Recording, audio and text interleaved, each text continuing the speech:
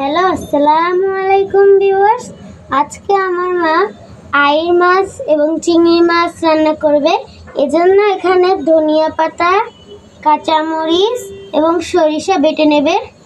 এখানে মাছগুলো নিয়ে নিল, রান্নার জন্য সব কিছু নিয়ে নিল। এখানে চিংড়ি মাছ নিয়ে নিল, এখানে পেঁয়াজ নিয়ে নিল, আর টমেটো নিয়ে নিল, আর ধনিয়া পাতা নিল।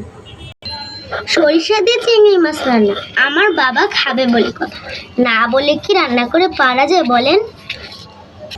আমার মা তো অসুস্থ, এই জন্য আমি আমার মায়ের কাজে সাহায্য করছি। তাই আমি একে একে সব মশলাগুলো মেখে নেব। এরপরে মাখা হয়ে গেলে মশলার সাথে মাছগুলোকে ভালোভাবে মেখে নেব।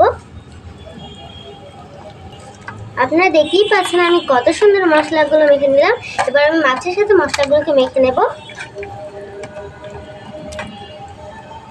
এখন আমি একটু লেবুর রস চিপে দেব।